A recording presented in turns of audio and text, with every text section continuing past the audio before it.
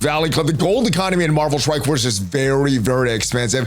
Everything that you want to do to progress requires gold. So no matter how much you have, it always seems like it's never enough. So in this video, we're going to talk about how you can earn more gold in Marvel Strike Force. We're also hitting the mailbag for the rest of the questions of the week because it is Monday. So if you're ready for all of that stuff and more, then Valley Club, you know what to do. Find that like button and let's go smash it. And welcome back to the ValleyFlyin channel. I am ValleyFlyin, and I hope you're having a great day, and I hope you had a great weekend. And if you're a dad, I hope you had a great Father's Day celebration. In this video, we're diving into the mailbags because it is Monday to answer all of your mailbag questions. The main event that we're talking about, though, is how to get more gold in Marvel Strike Force. But before we get to all that stuff, if you haven't done so already, hit that subscribe button for more great Marvel Strike Force content. We have at least 5 Marvel Strike Force videos per week on the channel, usually more. We got question and answer videos like this, news videos, gameplay videos, everything about your experience in Marvel Strike Force. But let's get right into our questions of the week. ValleyFlyin, do you ever think we'll see xenomorphs or Yaojas in Marvel Strike Force since they're crossing with Marvel iconic characters? So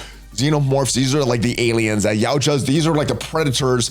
And as we see the example here, Deadpool versus one of these xenomorphs. There's other examples in the Marvel universe. We see Hulk here fighting one of these xenomorphs, one of these aliens. We see the Defenders battling with the Yaojas, the Predator here. It is kind of screwing up Doctor Strange.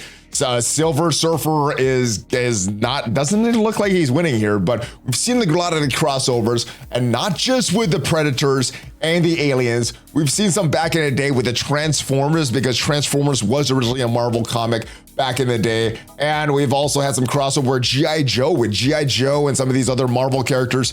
So is it likely that we'll see the xenomorphs or Yaojas or maybe G.I. Joe or Transformers in Marvel Strike Force? I think your question with the aliens, Predators, I think those are a lot more likely to see in Marvel Strike Force.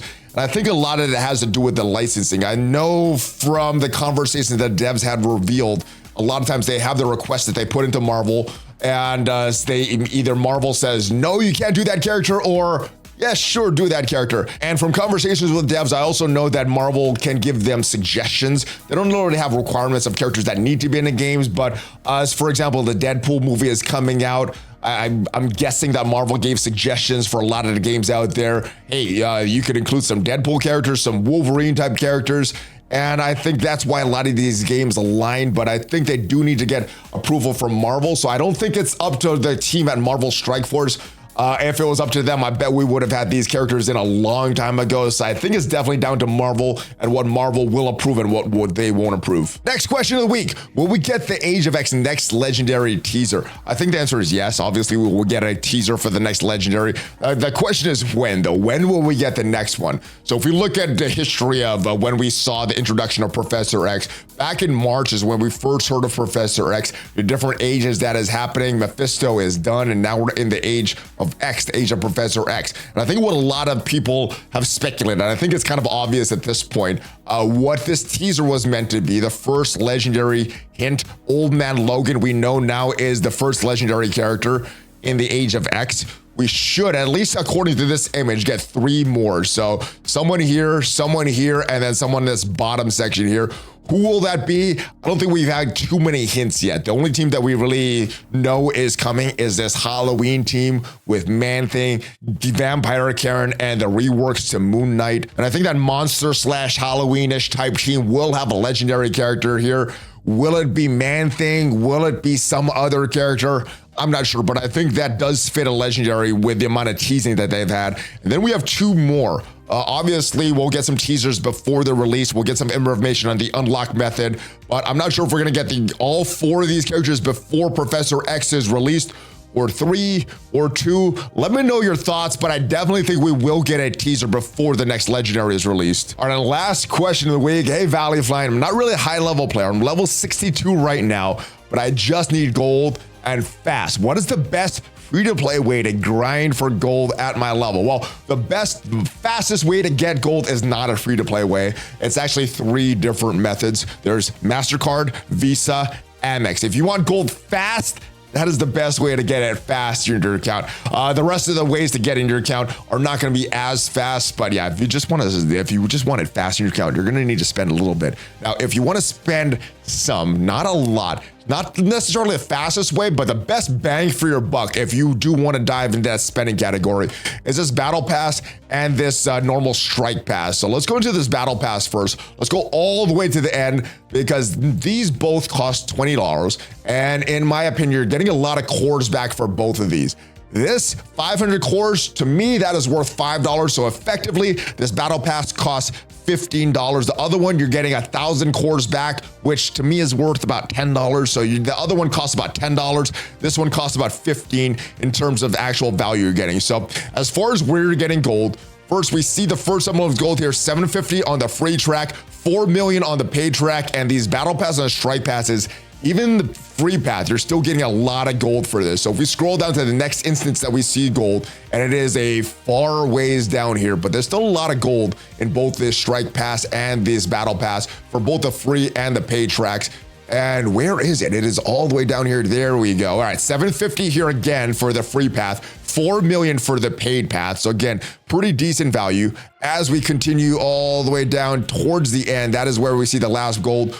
1.2 million for the free path. So again, that is very, very good. Total for the free path, 2.7 million gold. If you do the paid path, that is an additional 15.5 million additional that you're getting from the paid path. So very, very good infusion of gold. If we go to the strike pass here, we'll see that we get even more gold. We're not getting as many dark promo credits, but like I said, you're getting a bunch of cores here. So effectively, this is a little cheaper in my mind. You're getting $10 worth of cores here for this. So for the effective price in my mind, this is $10. As we scroll and look at all the gold here, we see the first chunk of gold here. This one does have a little bit more gold in the free and the paid path, but we see 500K for the free path, 5 million for the paid path.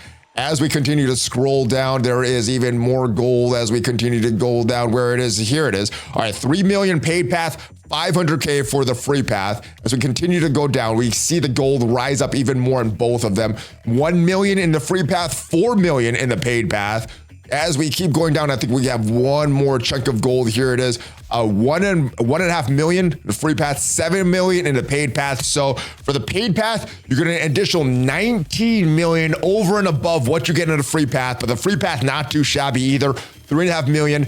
Every 2 weeks, you're getting this stuff. So 3.5 million on the free path for the strike pass, 2.7 million every 2 weeks for the battle pass. Now, one quick note about the amount of gold that you're getting in both the strike and battle passes. Scopely is constantly tweaking with all these numbers of the strike and battle passes. So the gold, some seasons are going to be a little higher, some seasons be a little lower. And then to make up for that, they're increasing things like this crimson gear, character shards, dark promos. So these numbers are not static, but the point of the strike and battle passes are, these are going to be your best opportunity to get some resources if you do choose to spend money. There's no other value in the game like these strike and battle passes. So if you do choose to spend money, one of these passes is the way to go, especially if you want to increase your gold really, really fast. You're also gaining a lot of your gold from the war season rewards. If we go into a war and we see the leaderboards, as we go to the ranking rewards, this is going to be a major source of your gold. Given if you're in the bottom end of the lines, you're still getting 8 million every 2 weeks. That is 4 million that you're getting every week if you extrapolate this out. So really good amount of gold. Obviously, if you are more competitive with war, you're getting even more gold on a bi-weekly basis. But yeah, your major source of your gold is going to be these war season rewards. And yesterday was a great day for the payout because we had an increased amount of gold in the payout. Unfortunately, with this season starting yesterday, they did just bring that back to the normal levels. But again, even these normal levels, pretty good amount of gold that you're getting on a bi-weekly basis. All right, another major source of your gold is this gold rush challenge. It's not a lot of gold. You're getting a few of these gold orb fragments, but every week you're getting 2.7 million gold. You're getting 900,000, almost a million every time this challenge runs 3 times a week. That brings you to 2.7 million from this gold rush challenge, in addition to these gold orb fragments that you're getting as well. And about every month or so, we have the payday flash event come back. Not a lot of gold, but you do get some gold every time this comes back. You get 3 attempts. So whatever tier you're on, at the max tier, 1.8 million every attempt. With the 3 attempts, every month or so, you're getting an additional 5.4 million gold. Again, not a lot, but every little bit adds up. A couple other sources that you're getting gold from. Again, not a lot from these daily objectives, but if we look at some of these objectives, little pieces of gold here. And like I said, every little bit adds up. And if we're going for the add up here, let's talk about these raid nodes, because as we go into these raid nodes here, we'll see that every single raid node awards some gold. Again, it's not a lot of gold, but every time you're beating a node, you're getting some gold. It does add up. And our milestones are also a major source of gold that a lot of people don't really consider. The month-long milestone event and some of these rewards does always have some gold. Sometimes it's a lot more, sometimes a lot less, but we also have some gold there.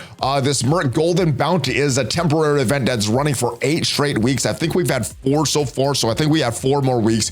But this is a great source of gold, so make sure you're blitzing with your mercs for money on the weekends. This is just some good gold that you could get, and if you have a lot of these mercs unlocked, you get the Awaken ability materials for Old Man Logan, so that is a good thing as well. Also, in these events that run from time to time, we have gold on some of these rewards as well. So push on these events. It'll help you get more gold. And last but not least is your daily farming. There's a few nodes that you could farm on a daily basis if you've unlocked these nodes. So at an earlier level, you may not have these unlocked, but as you build your roster, as you reach a higher commander level, you'll beat some of these nodes. The first place you want to go is to these heroes challenges. So the Spider Noir node on Hero 7-6 features some gold orb fragments that you could farm every day. And again, like these, the gold that you're getting in these raid nodes or your daily objectives, it's not a lot. These orb fragments, they don't reward you a lot per gold orb that you open, but over time, these could add up a lot. So first one you want to farm on a daily basis, if you have that extra energy, not really building up any characters, Heroes 7-6, Hard Heroes 5-6, also the Echo node, and 4-6, the Sunfire node is where you have some gold orb fragments that you could farm every single day. Next place you want to go that you could farm these gold orb fragments is Nexus on the Even Nexus chapter. So Nexus 6-9, Nexus 4-9 with Titania, and Nexus 2-9 with Sylvie. All have gold orb fragments that you could farm. So I hope this video helps you getting as much gold as possible into your account. Thank you to each and every one of you that left a question for the mailbag video. And if you want to leave a question for one of these future mailbag videos that we do every single week, make sure to remember our Discord. The link is down below. Go to the mailbag questions channel, leave your question there. And if this video did provide you some value, leave a like. It is free for you. Tremendously helps out the channel. And if you want to see what are the best characters in Marvel Strike Force right now, check out the video up there, and I'll see you guys next time. Have a great rest of your day. Have a great rest of your week. Hulk fist bump, ValleyFlyin out.